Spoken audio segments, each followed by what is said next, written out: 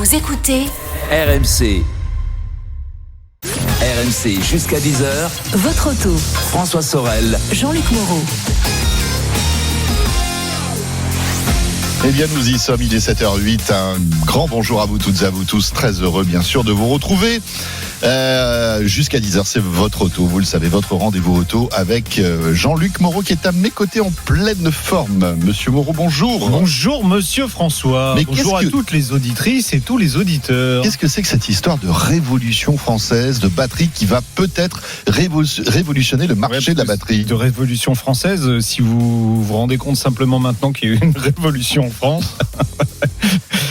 mais oui, non, ça concerne la voiture électrique et plus particulièrement les batteries. Vous savez, on est toujours en train de dire en France on a du retard. Alors pour une fois, on va faire cocorico parce qu'une société française qui s'appelle Nawa Technologies a mis au point. Alors c'est une électrode. Alors je vous en dis pas plus. Oui, on rentrera dans les détails tout à l'heure. Une électrode qui va permettre de révolutionner vraiment la voiture électrique. Bien, c'est dingue, c'est incroyable, une innovation française. On disait que les Français étaient à la traîne en termes de recherche sur la batterie. Visiblement, on va fermer le caquet à tous ceux qui disaient ça. Et on en faisait partie. Alors d'ailleurs. je parle de la voiture électrique, mais ça va fonctionner aussi pour les téléphones et puis pour tout le reste. C'est ça le gros avantage. C'est ça qui est dingue. Demain, on aura des batteries moins chères et beaucoup plus performantes. Ça, alors, on va multiplier j'espère qu'on a bien déposé les brevets. Oui, on va multiplier par 10 la puissance des batteries. C'est dingue. Dans un point et un encombrement similaire. Waouh. Ça sera tout à l'heure, donc petite révolution à découvrir sur RMC. On en a déjà parlé sur d'autres radios et d'autres médias ou pas? Non, on va être les premiers à en parler. Attendez, c'est un scoop alors? C'est pas vraiment un scoop parce qu'ils ont communiqué cette semaine sur cette avancée. Mais ils sont pas passés au-dessus des radars, quoi. Pas encore. Mais le fait d'en parler, je pense que ça va amener la presse à en parler également un peu la semaine prochaine. Mais on peut d'ores et déjà dire que la voiture électrique qui fait 1000 km et se recharge en 5 minutes, c'est du domaine du possible avec cette technologie-là.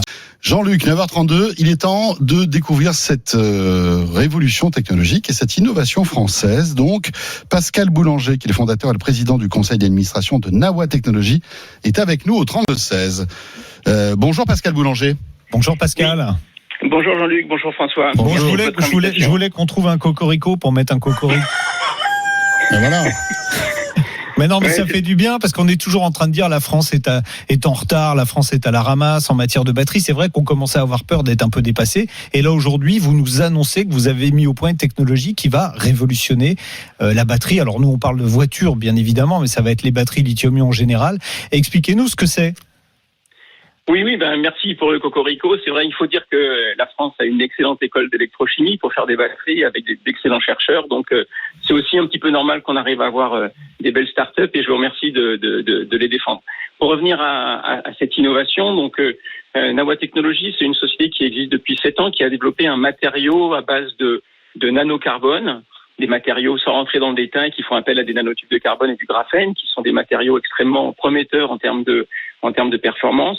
Et on a, nous, réussi à industrialiser une électrode qui présente une architecture un petit peu particulière qui permet aux ions, donc aux charges électriques dans les batteries, de rentrer plus rapidement, en plus grand nombre dans notre matériau d'électrode. Ce qui ouvre la voie à des fabrications de batteries qui vont avoir donc des densités, donc des autonomies, donc pour des voitures, la possibilité de faire des kilomètres supplémentaires. On a déjà démontré avec des partenaires grands groupes ou petites start-up, cette fois-ci non françaises, mais c'est pas grave, on travaille au niveau mondial, la capacité de doubler, voire tripler l'autonomie des voitures. Alors donc, vous annoncez aussi une puissance multipliée par 10, c'est juste énorme. C'est-à-dire en gros, parce qu'aujourd'hui, pour ceux qui ne connaissent pas, une batterie par rapport à un carburant liquide issu du pétrole, c'est justement une concentration d'énergie environ 10 fois plus faible. Donc ça veut dire que demain, on va avoir pratiquement une densité énergétique équivalente à celle d'un carburant liquide. Enfin, pas tout à fait, mais on s'en rapproche. Tout à fait. C'est un petit peu l'objectif. Et, alors, notre électrode, elle est faite essentiellement en carbone et elle a besoin d'avoir d'autres matériaux qui viennent soit du silicium, soit du lithium, soit du soufre, qui vont être les composants des batteries de demain pour fonctionner, je dirais, à pleine puissance et à pleine énergie. Vous avez très justement dit qu'on était capable d'augmenter l'autonomie et l'énergie, mais on est aussi capable, et c'est ça qui est intéressant, d'augmenter la puissance, c'est-à-dire la capacité de recharge. ces futures batteries. Et je pense que c'est ça la clé pour demain. Ouais.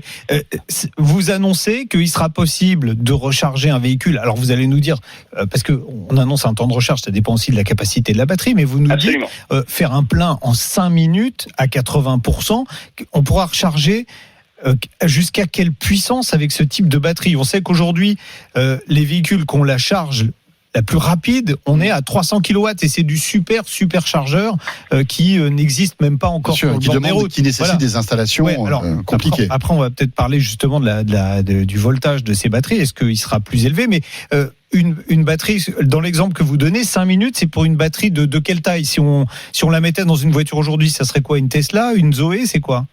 Ce serait plutôt une voiture intermédiaire entre la Zoé et la Tesla. D'accord, donc une batterie de 70 kWh à peu près. Voilà, c'est ça, 50-70 kWh, tout à fait. Donc oui, en 5 minutes. Et alors on sait que le problème qui va se poser pour ces véhicules avec des batteries de plus en plus performantes, c'est le réseau de recharge, parce que là, Absolument. pour le coup, ça va être, faut le dire, je dis le terme aujourd'hui, c'est miséreux, voilà. Et la solution, c'est de monter, on l'a vu, les constructeurs aujourd'hui ont des batteries qui fonctionnent sous 900 volts. La vôtre, elle fonctionnera avec une tension supérieure à ce qui existe aujourd'hui. Comment on pourra recharger sans avoir des câbles qui vont peser des tonnes et qui seront très très gros? Donc notre matériau, c'est un matériau d'électrode. Ce qui définit la tension d'une batterie, d'une cellule de batterie unitaire, c'est un petit peu le matériau d'électrode, mais c'est pas le carbone, c'est plutôt les matériaux autres qui sont utilisés, le lithium, le soufre, etc. D'accord. Donc un des gros avantages de notre technologie, c'est qu'elle est agnostique, c'est-à-dire qu'elle n'est pas spécifique à une technologie de lithium. On peut très bien l'utiliser pour du lithium NMC, du LFP. On peut aussi l'utiliser pour du soufre ou du silicium, comme je le disais tout à l'heure. D'accord. Ce que vous êtes en train de nous expliquer, je résume parce que ma maman écoute et je pense qu'elle est un peu perdue. Elle n'est pas ingénieure électrochimiste. Voilà. Oui, c'est que votre technologie aujourd'hui d'électrode, on sait qu'il y a 2 électrodes dans une batterie, s'adapte aux chimies existantes aujourd'hui ou aux chimies à venir. C'est-à-dire que, en gros, on peut upgrader ce qui est existant et ce qui va arriver. Absolument. Et alors, attendez, il y a quand même une vraie question. Votre truc, c'est formidable, on multiplie par 10 la puissance. Alors, la durabilité, on n'en a pas parlé, mais on va l'augmenter aussi, c'est ça? Juste avant de peut-être de parler de l'avenir, on n'a pas évoqué l'autonomie des véhicules, vraiment, Pascal Boulanger. Avec votre technologie, on pourra avoir un véhicule électrique qui aurait combien d'autonomie? Aujourd'hui, pour vous donner un exemple, les véhicules, les Tesla, les batteries les plus performantes ont des densités d'énergie qui font 700 Wh par litre. Nous, on a déjà démontré 1500 Wh par litre et on va être capable d'aller jusqu'à 2000 Wh par litre. C'est linéaire c'est linéaire au niveau de l'autonomie. Donc 700 Wh par litre, ça vous donne 400, 500 km. 1500 Wh par litre, ça vous donne 800 km. 2000 Wh par litre, ça vous donne 1000 km d'autonomie. C'est-à-dire, avec une batterie de la même taille que celle qui est aujourd'hui dans une Tesla, on passerait de 500 à 1000 km. Absolument. Incroyable. Mais vous êtes conscient que vous allez révolutionner le monde de l'automobile? Disons que c'est ce qu'on espère, effectivement. On pousse, nous, depuis la création de Nawa. Notre électrode, vous en avez parlé un petit peu tout à l'heure avec un auditeur, notre électrode a été développée pour des supercondensateurs. C'est ce qui explique sa capacité à charger très rapidement. Et on l'adapte aux batteries lithium, en fait. D'accord. Et effectivement, on pense que la solution de demain pour les batteries lithium, c'est la rechargeabilité, la durée de vie, l'aspect écologique aussi. Et la durée de vie, alors, est-ce que ça accroît la durée de vie, votre techno, là? Donc, bien sûr, ça l'accroît. Pourquoi? Parce qu'aujourd'hui, les batteries, elles souffrent essentiellement de 2 problèmes. Lorsque vous voulez les charger ou les décharger vite, elles chauffent. Et elles ont ce problème aussi, un peu comme une éponge. Quand vous remplissez une éponge d'eau, elles vont gonfler. Et au fur et à mesure, à chaque fois que vous voulez recharger et décharger les batteries, elles vont gonfler, dégonfler, gonfler, dégonfler, et ça va les abîmer au fur et à mesure. Nous, elles font pas ça. Elles gonflent, mais en restant avec la même dimension, elles gonflent à l'intérieur. Pascal Boulanger, juste un mot, parce que le temps presse malheureusement, mais quel est le timing, là, le calendrier? Quand est-ce qu'on pourrait retrouver ce type de batterie dans les véhicules électriques? Donc sur la version la plus avancée, on va être sur les générations dites génération 4, 5 des batteries lithium, c'est-à-dire aux alentours de 2024-2025. Ah, c'est demain, hein? C'est demain. Et le prix, parce que c'est la vraie question stratégique, c'est ça, le prix.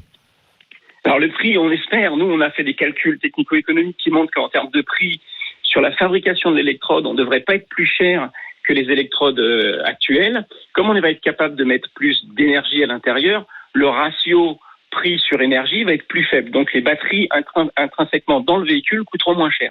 Et ça permettra aussi d'avoir moins de matériaux qui posent problème à exploiter, genre le cobalt, tout ça on pourra s'en passer. Alors, on peut se passer du cobalt, et puis le gros intérêt aussi, c'est qu'on mettra moins de lithium, on mettra moins de silicium, donc en fait, on prélèvera moins de ressources, de matières premières dans la planète. Les batteries dureront plus longtemps, il y aura moins de déchets, elles seront plus faciles à recycler. On parle de véhicules électriques, mais demain, je pourrais me retrouver avec cette technologie dans mon smartphone. Absolument, absolument. Aujourd'hui, c'est les véhicules électriques qui tirent les progrès des batteries. Pour vous donner un exemple, il y a 10 ans, 75% des batteries allaient dans les mobiles. Aujourd'hui, 75% des batteries, des développements de batteries vont pour le véhicule électrique. D'accord. C'est le véhicule électrique qui tire le développement des batteries aujourd'hui. Donc et tout le monde en bénéficiera. On pourrait se retrouver avec une autonomie pour les téléphones portables et tous les objets électroniques avec batterie multipliés par 3. En fait. Absolument. C'est ça. Absolument. Mais alors, attendez, quand est-ce que Elon Musk vient à Aix-en-Provence voir un peu ce que moi vous je voulais faites? vous poser une autre question. On peut acheter des actions de Nawa Technologies?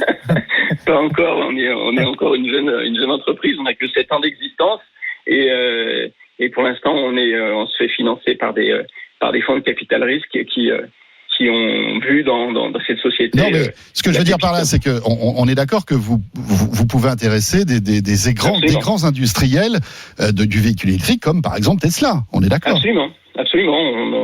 On discute aujourd'hui avec les grands fabricants de voitures. Et vous discutez avec Tesla, par exemple, en ce moment? On discute pas directement avec Tesla pour l'instant. On reste plutôt au niveau européen. Est-ce que ça va rester français, Pascal ? Pascal, est-ce que ça va rester français ? Parce qu'on a l'impression à chaque fois qu'on a une bonne idée qu'elle part à l'étranger parce qu'on n'est pas capable de l'exploiter. Je pense qu'aujourd'hui, alors moi j'ai la volonté que ça reste français.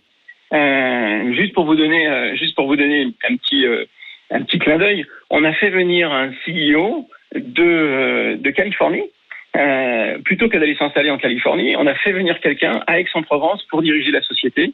Moi, je reste sur la partie technique et je suis aussi président du conseil d'administration. Et donc, on est capable de faire venir à nous des gens en France plutôt que d'aller se déplacer. Donc, bien sûr, si la techno trouve son marché, si on arrive à la faire à des coûts c'est ça aujourd'hui qui est le plus difficile, c'est les coûts, de valider les coûts. Si on arrive à atteindre les coûts qui vont bien, Nawa sera une société mondiale avec des usines autour des usines de fabrication de voitures, mais la technologie, elle est française à la base. De toute façon, les brevets sont français. Ah, voilà, tout est breveté, bien évidemment, et tout est protégé. Bien Félicitations, sûr. Pascal. Et écoutez, on va suivre ça de près. On espère en tout cas que ça fera pas pchit comme la technologie graphène, Jean-Luc, dont on parle depuis de nombreuses années. Pascal nous a parlé, il nous a dit nanotube de carbone, graphène. Oui, d'accord. Ouais. Bon, très bien. Il faut du temps. La difficulté, c'est que dans ces matériaux-là, il faut du temps. Donc, le graphène a certainement l'avenir, mais il faut lui donner du temps, c'est tout. Merci beaucoup, Pascal Boulanger. Merci. C'est moi qui vous remercie. Et quand on est CEO en Californie, on est mieux avec Aix-en-Provence, sincèrement, pour la qualité de vie. On est d'accord. Pour les impôts, Pascal, je suis pas sûr. On est d'accord. On est d'accord. À bientôt. 9h44 sur RMC. On revient dans un instant pour terminer ce week-end des experts auto avec notre rendez-vous sur les vifs. À tout de suite. RMC jusqu'à 10h. Votre auto.